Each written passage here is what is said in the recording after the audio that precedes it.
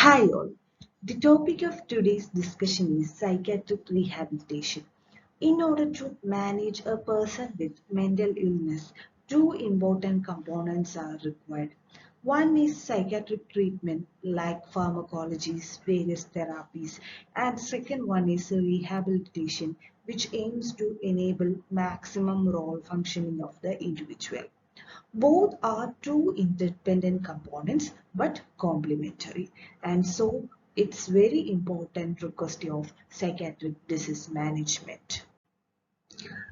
Before moving in detail about psychiatric rehabilitation, let us discuss some of the basic concepts related to this module. So the first concept to be discussed is disability. According to the definition of International Classification of Functioning, in short known as ICF, disability is any condition that causes to our mind or body which result in some kind of impairment and that automatically result in activity limitation and participation restriction. For example, a person met with an accident and he got paralyzed. Then some kind of impairment is happened to his body functioning, right? Which result in activity limitation. That is, as he got paralyzed, his mobility is limited here. A kind of activity is limited, which will ultimately lead to participation restriction. What kind of participation restriction? As this person is limited with mobility, he will not be able to move around in his environment or in his vocation as before. So disability is any kind of condition that can be caused to mind or body which result in certain kind of activity limitation and participation restriction. The next thing we discussed in the figure is models of disability management. Usually we focus on three models. The first one is charity model, in which it considers that the patient with disability is always dependent. They have no other ways to live in the environment. So others have to help them. That's what charity model says.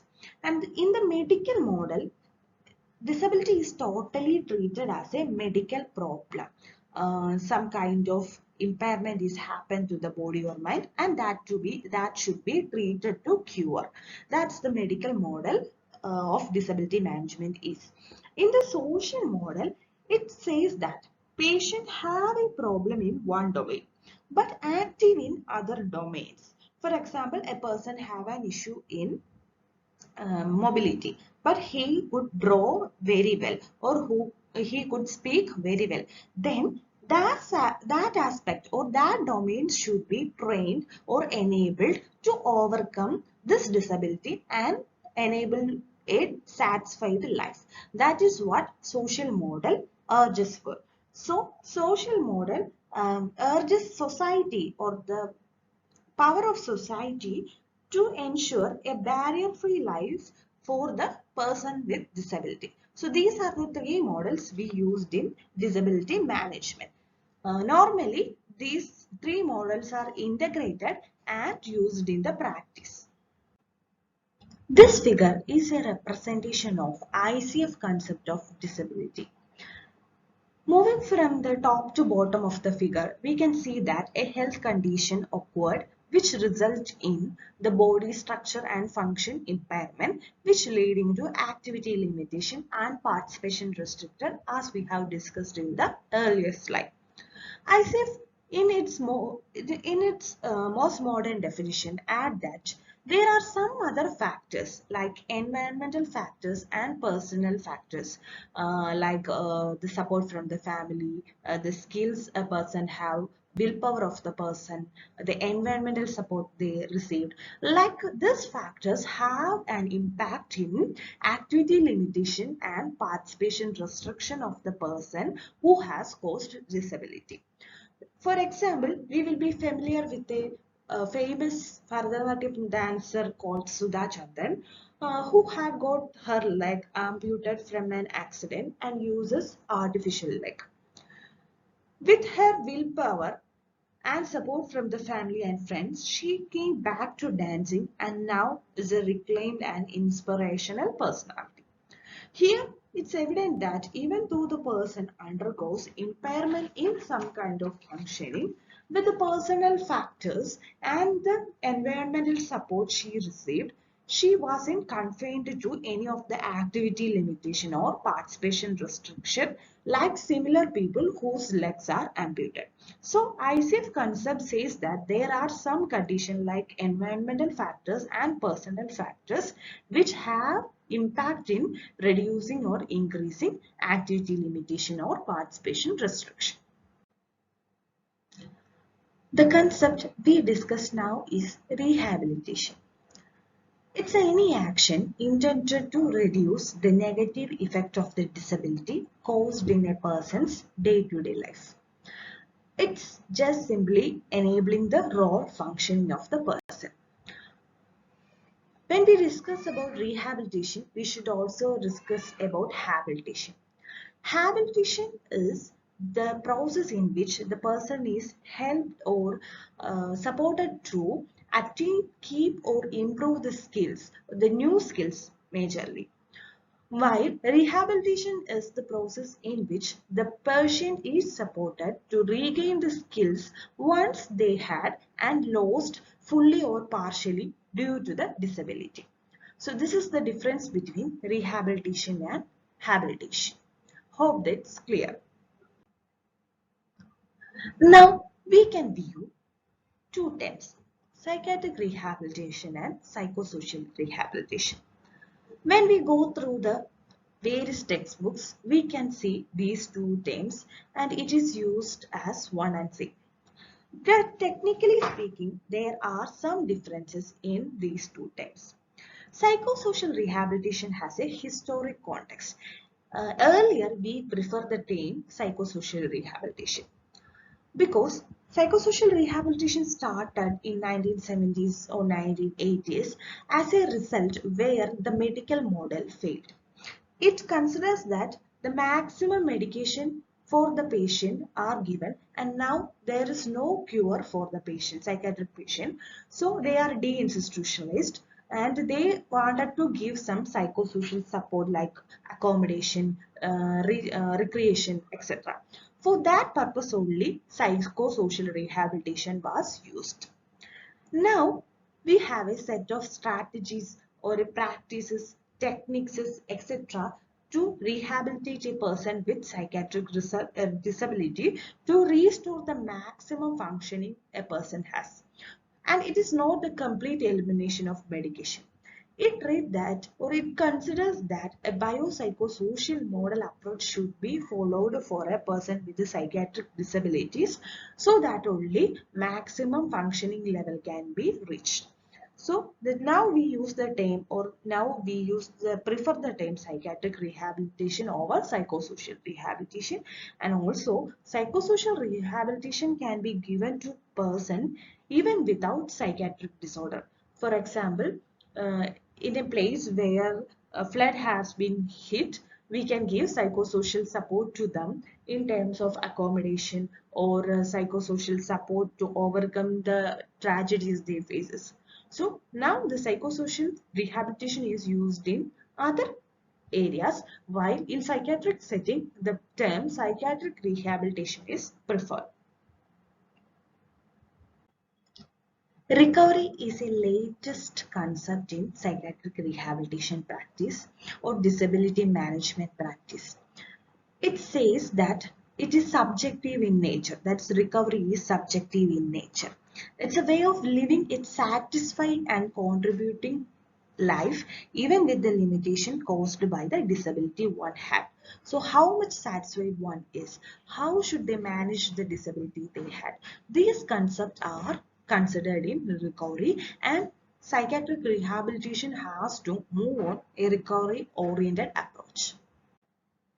Now, let's see psychiatric rehabilitation in detail. So, psychiatric rehabilitation is a process which facilitates a person with psychiatric illness to achieve their optimal level of functioning and help them to live an independent life in the community without the barriers of the psychiatric disabilities. The major domains that are the focus of psychiatric rehabilitation are two. That is, first one is personal skills. We will assess what are the abilities of, and disabilities of the person, which all are the skills we can improve in the person so that they will be having a barrier-free life. That is the personal skill domains focus. And the environment is the next part which we assess, in which we will find out the support network they have, the resources that can be mobilized from the environment for enabling a barrier-free life. So, psychiatric rehabilitation involves the assessment of both personal skill and environmental support the person has, and then we will bring up with a intervention plan which is a comprehensive one that will help the person to achieve the optimal level of functioning and have an independent living in the community. This is what that happens in a psychiatric rehabilitation. So psychiatric rehabilitation doesn't wait for a person to discharge from a psychiatric setting. What it is doing there is that psychiatric rehabilitation assessment is conducted when the severe or active symptom of the person start to remain. And the steps that's followed is first contact will be maintained with the patient, and then the assessment of the personal capabilities and the environmental network will be done. Then intervention plan on each domains that has to be improved will be made, and proper monitoring, time to time monitoring of the outcome or the effectiveness of the client will be evaluated. This is what the psychiatric rehabilitation process will be. And the major aspect that are going to cover here are personal hygiene, the social interaction of the client, the capability of the client to achieve the various roles in his life, the vocational requirements, skills requirements, and so on. This is the definition given by Psychiatric Rehabilitation Association. It says that psychiatric rehabilitation promotes recovery and helps the patient to fully integrate to the community and has an improved quality of life. The focus of psychiatric rehabilitation is person with a severe mental health condition which has impaired their ability to have a meaningful life. So psychiatric rehabilitation is not an isolated approach, it's a collaborative one in which multidisciplinary team works along with the patient and their caretakers and the community to have an successful or happy or satisfied life. So it is a person-directed and individualized approach, though it is a collaborative one. So the focus of the psychiatric rehabilitation should development of individual skills and access resources that will help them to improve their capacity to have a satisfied living, working, learning and social environment based on the choice of individual who have undergone psychiatric rehabilitation. So we can say that psychiatric rehabilitation promote recovery for community integration or having a life or barrier-free life in the community. And also it is a collaborative effort by multidisciplinary team and the person who is undergoing the psychiatric rehabilitation, in which it will help them to have a satisfied life in the all domains, personal and social domain of the patient, which will be on the choice of the based on the choice of the patient who have undergone or the person who have undergone psychiatric rehabilitation. These are the major type of psychiatric rehabilitation. The first one is sheltered hospital care. The focus of sheltered hospital care is in the improvement of functioning of the patient in terms of symptoms. So they are trying to reduce the symptom of the patient by having the patient in the hospital, and focus will be on the treatment and psychological therapies. The social components, especially the vocational component, will be as absent there. The second one is quarterway homes. These are the homes that are included in the hospital premises, in which the clients will live from the treatment modalities but continuing with their psychiatric rehabilitation modalities. The facility in which they stays will be run completely by the clients, and clients who have improved, and there will be a monitoring from the hospital, maybe the psychiatric social worker or the occupational therapist there, who have been in the charge of the psychiatric rehabilitation will monitor them, but they are independent from the hospital. That's what quarterway homes are. And the third one is halfway homes. It is the halfway homes are situated outside the hospital, but the people who are undergoing psychiatric rehabilitation process, but their severe symptoms are reduced, so they are discharged from the hospital and they stay in this halfway homes, and they will undergo various psychiatric rehabilitation processes as per plan, and they are not now prepared to have an independent life. They are prepared, they are help to have an independent community living. So this help is provided in halfway home. In daycare facility, the patient live in their home itself and come only for rehabilitation facilities like any daycare center we have. Vocational rehabilitation is the rehabilitative facility which help the person with disability to find a suitable job for them. Then the last one is community-based rehabilitation, which focuses on the social participation or the community level participation to identify and support the person with mental illness to overcome and have a independent life. So these are the major types of psychiatric rehabilitation. You should read more to know about this in detail. Now we can discuss about the principles of psychiatric rehabilitation. There are 12 core principles as per Psychiatric Rehabilitation Association. The first one is that psychiatric rehabilitation is a process in which the psychiatric rehabilitation practitioner will convey hope and respect to the individual so that it helps in their learning and growth.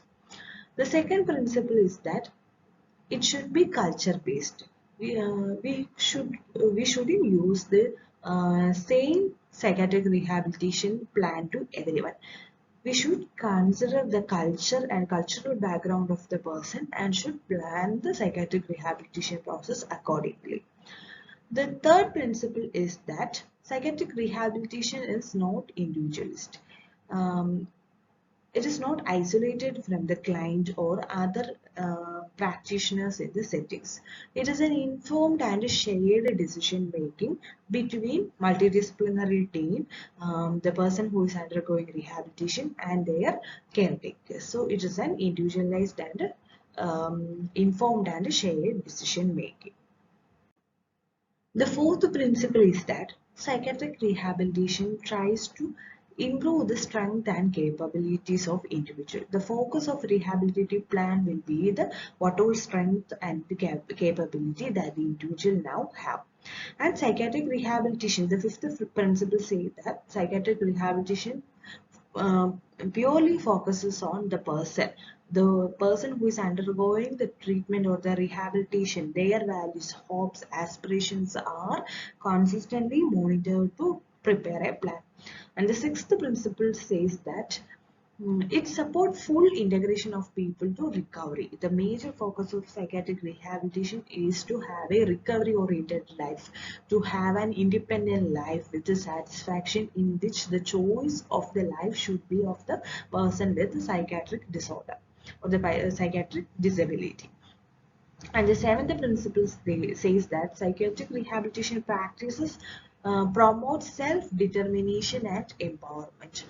The focus of the psychiatric rehabilitation is to improve the decision-making power or empower them to make choices than being thinking that I have some kind of issue, so I shouldn't step up for my rights. It's a process of improving the self-determination and empowerment of the client. The eighth principle says that psychiatric rehabilitation practices are also trying to facilitate the development of all personal network the person has, like support from the community in which they are living, the peer support initiatives, or any other kind of support network for the recovery and wellness of the patient. All these psychiatric facilities, all these supportive facilities are used in psychiatric rehabilitation with the focus of best interest of the client. And the principle 9 says that the psychiatric rehabilitation is a practice that tries to achieve the individual improvement of the individual, the quality of the life of individual in all domains like social, occupational, educational, residential, intellectual, spiritual, and financial.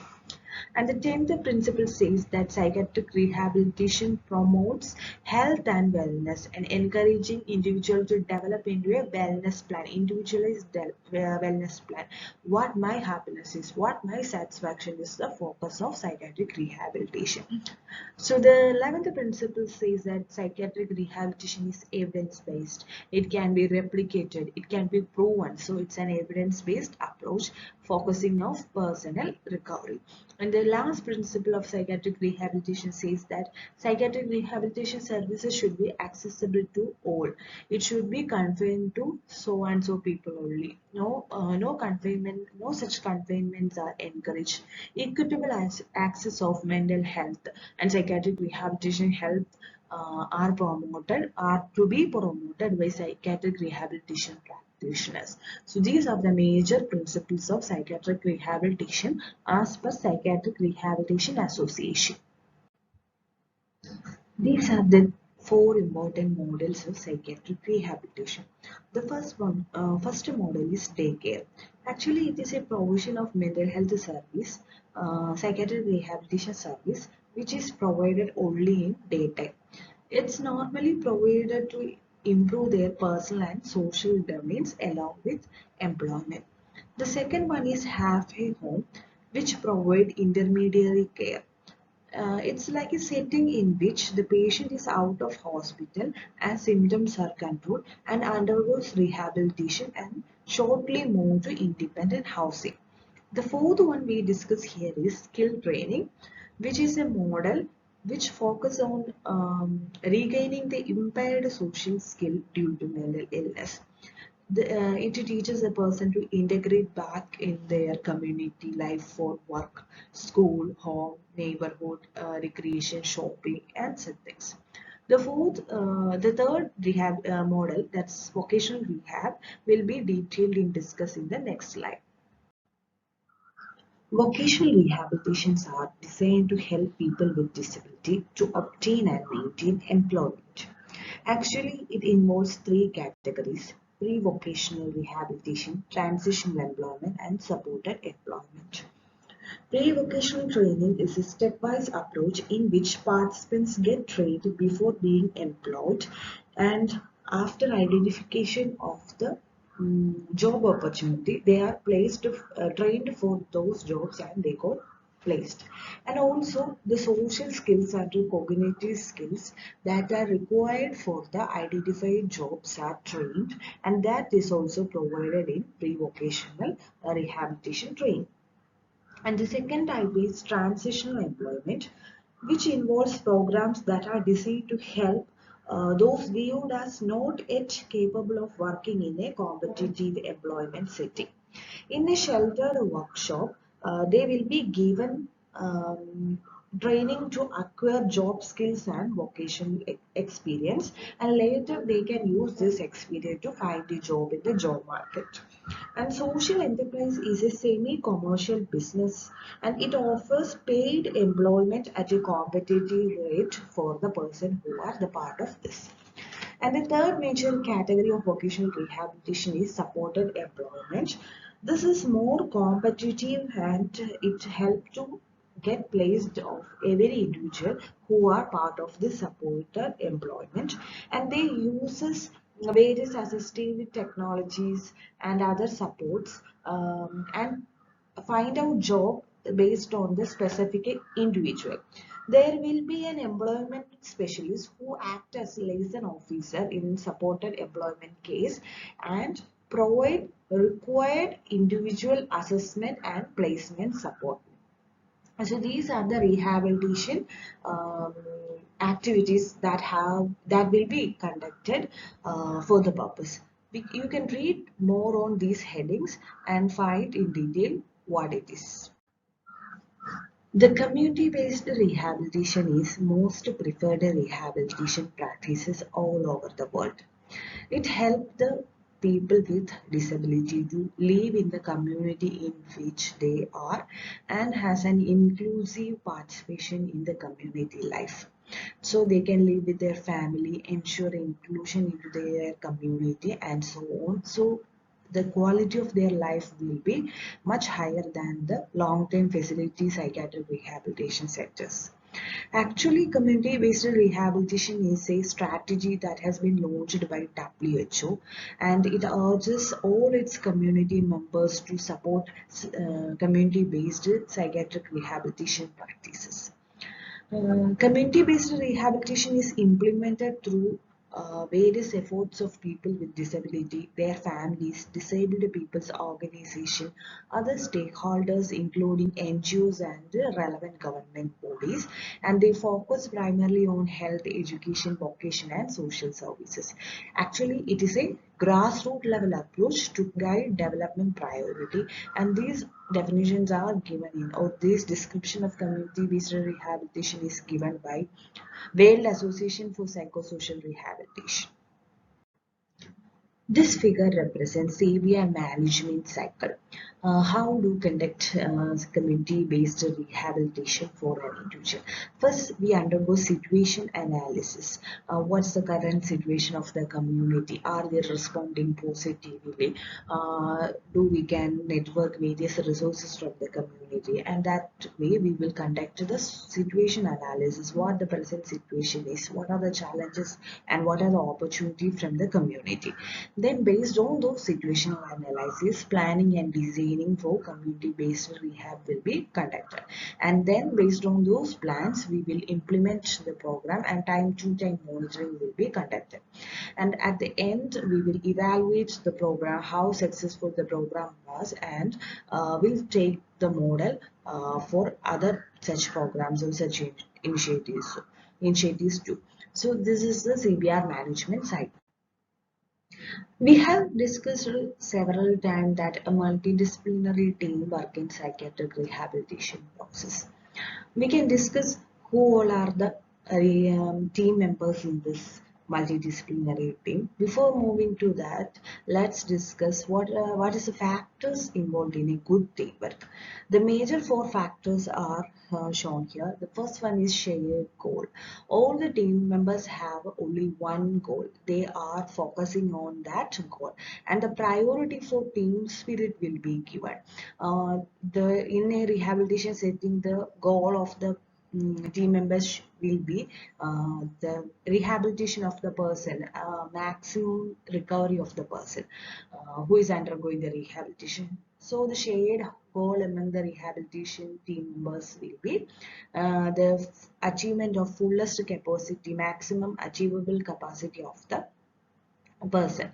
And the second thing is the priority will be team spirit, and they will be working with the team, they will be communicating within the team, and they will be having defined roles and responsibilities so the clashes can be avoided.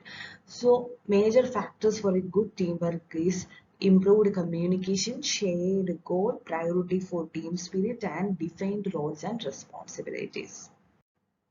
Now we can define or identify various team members in psychiatric rehabilitation.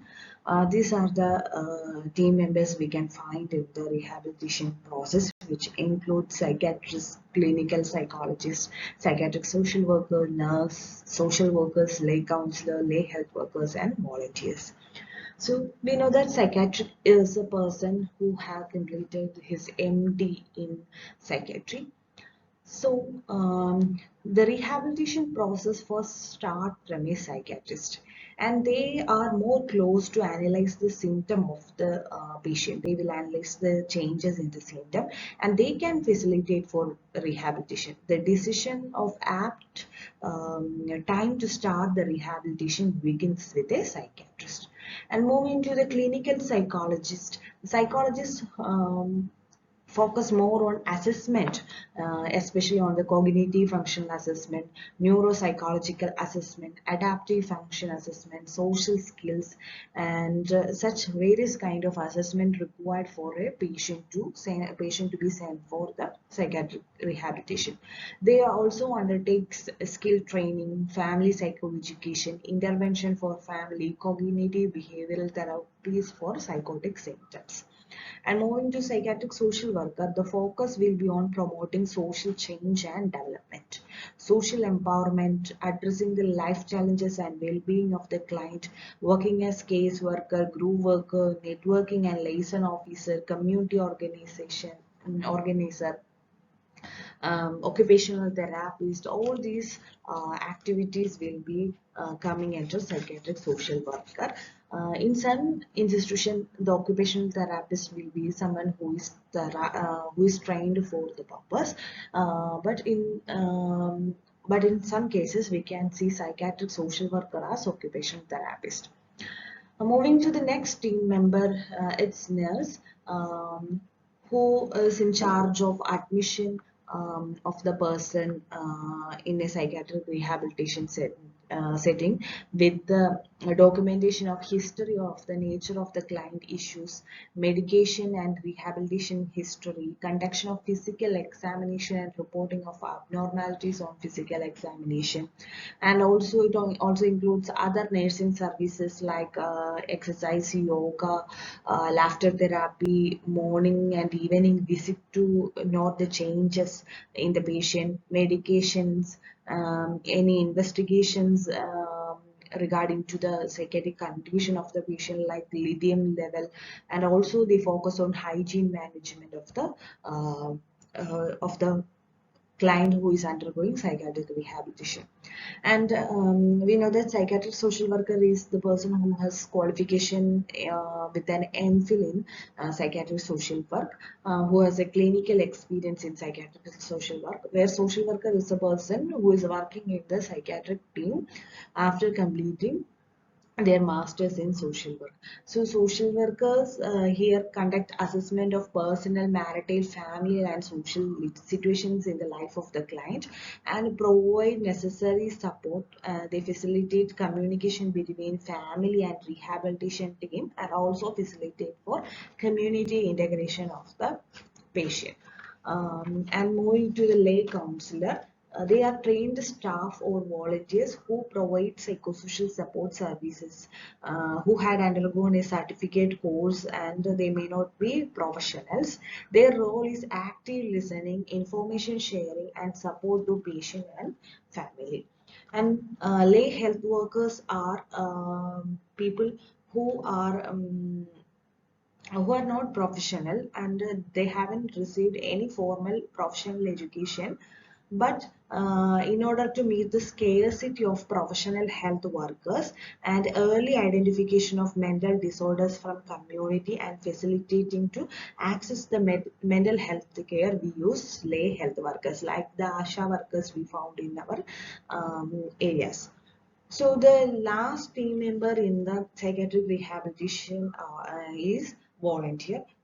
They provide service without any financial or materialistic gain, as they act as a catalyst and bridging care of persons with mental illness. They help to meet the day-to-day activities like maintaining personal hygiene, food preparation, housekeeping of the patient, etc. So these are the important team members in the psychiatric rehabilitation. When you move into a rehabilitation setting, you might be mostly finding psychiatric social worker, nurse, social workers, and volunteers in that agency, caretakers and volunteers in this agency.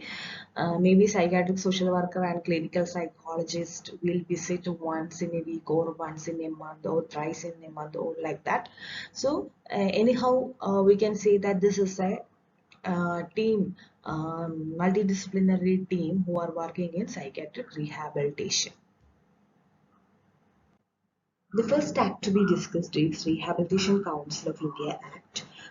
The act has been enacted in 1992, but the Rehabilitation Council of India itself has registered as a society in 1986 itself.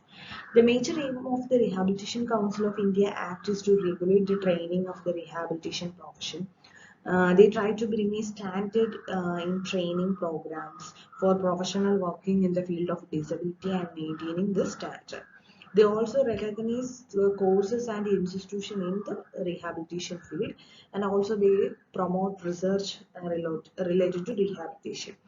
Rehabilitation Council of India Act also keep a register of professional working in the field, and also they provide licenses if required. The second act to be discussed is Person with Disability Act. Actually, it have been merged or read as now as Right of Person with Disability Act 2016. So we can discuss that in the later slot. Now we can move to National Trust Act 1999. And so National Trust Act is an act that is kept for the welfare of person with autism, cerebral palsy, mental retardation and multiple disabilities. So this multiple disabilities involves more than one disability among the 21 disabilities that is mentioned in the Right of Person with a Disability Act. The major part of the National Trust Act that is applicable for rehabilitation is the Section 14, which deal with the guardianship of the person with disability. The National Trust Act says that there is a requirement for a local level committee who can provide obligation and the right for the guardian. Um, in which the all the properties or the financial support given to the patient with the psychiatric issues will be given to the guardian, and so that they will not be inaccessible to the or they can access to the old psychiatric related support they require. The guardianship is very important as it helps to access all the social benefit, and it's important to note that except in the case of physical disabilities like blindness or hearing difficulties, almost all pensions are given to the guardian and not to the person who is with a disability. So we have to claim for the guardianship, and we should get a registration of guardianship for the psychiatric patient. Then only they can avail to the all accessible service from the government. So this is the importance of National Trust Act in terms of psychiatric rehabilitation. The next act to be discussed is Right of Person with a Disability Act. It is actually the evolution of Person with a Disability Act in 1995.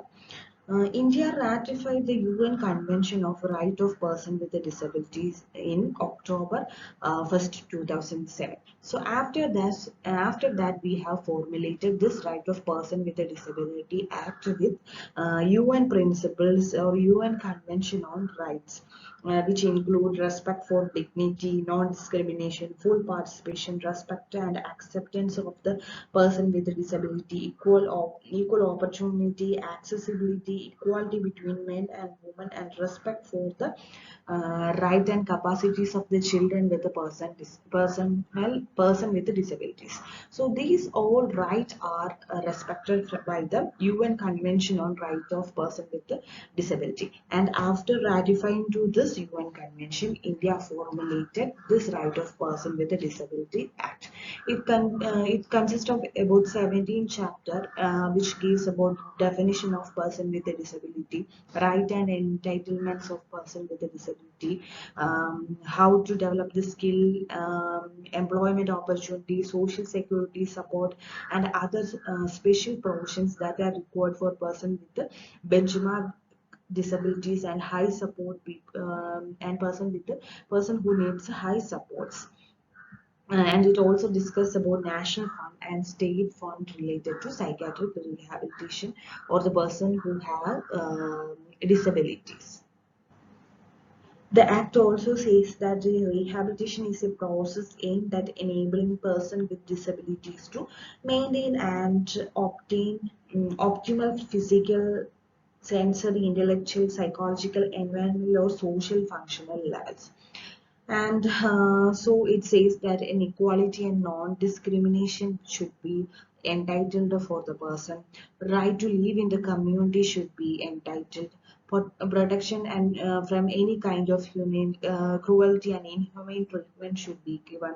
Accessibilities to voting, reproductive right, access to justice, legal capacity of equal basis, etc. are also guaranteed for persons or disabilities covered under the Act. The Act revises here the guardianship, and it says that district court or the designated authority can issue guardianship. They can also issue limited guardianship for a specific period, say for example 1 year, 2 year, if they have any doubt in the guardian who is going to take the guardianship, and provision for total support care is also demanded in the Act. And the last act to be discussed here is Mental Health Care Act 2017. It is a legal framework for persons with mental health issues, the protection of human rights, enhancement of quality of mental health services, and integration of persons with mental disorder to community are the major objective of this act. The Act ensures the right of person with mental illness to access treatment and quality of services. The Act also recognizes the right to have a community living, right to live with dignity and reduction of stigma. And the Mental Health Care Act 2017 also says that the major range of services that should be available in all government general hospitals are OPD and inpatient services. Then comes halfway homes, supported and sheltered accommodation, supported family or home-based rehabilitation, hospital and community-based rehabilitation, etc., which were not discussed in any other acts or provisions in India so far.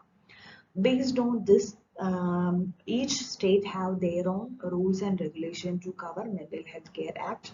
Kerala has state rules regarding to mental rehabilitation, and this rules says about how should be the registration of mental health establishment should be conducted, what are the provision of support should be given, what are how should an intervention plan should be, etc. And you can read on to it and know more about it. So the last, not the least, to be discussed is the challenges of psychiatric rehabilitation. The first and foremost challenge is insufficient infrastructure and manpower. Considering the case of Kerala, we can see that only 200, maximum 206 or 208 psychiatric rehabilitation centers in both government and non-governmental sectors are available here. And we doesn't even have halfway homes or hostels, and the community rehabilitation practices by NGOs are limited to 2 or 3 psychiatric rehabilitation NGOs and DMHP in government sector. And coming to manpower, we only have about 3% of psychiatric rehabilitation workers in terms of 1 lakh population in the state. So these are the challenges we faced in infrastructure and manpower.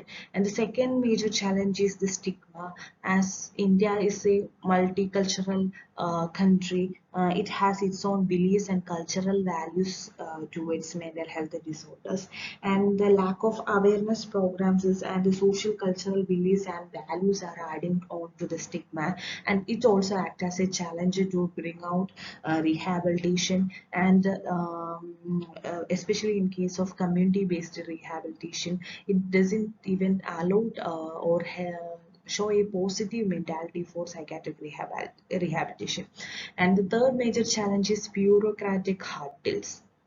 And so the bureaucratic hurdles, we have already discussed that we have many kind of acts or many types of acts for the right of the person with the disabilities. But even though the guardianship we have discussed in the act, it says that the guardianship should be allowed by reviewing with a maximum time limit of 6 months. But in our country, there are cases in which the guardianship are not issued for years. So these type of bureaucratic hurdles in almost all field for accessing the various services, for conduction of various programs is related to psychiatric rehabilitation. Also NGOs who are working in psychiatric rehabilitation find it very time consuming to complete all the processes uh, in our government or official sector. So there is a need for an access, one-time access to all these bureaucratic practices, and so that we can move very fastly to the rehabilitation process. These are the only major three challenges are just discussed here. You can add on to it, you can think about it, you can brush up, and you can add more. So these are the references used for the presentation. Both these books are from the National Institute of Mental Health and Neurosciences, Bangalore. You can refer to these books if you want to. Hope that portion is clear. Thank you.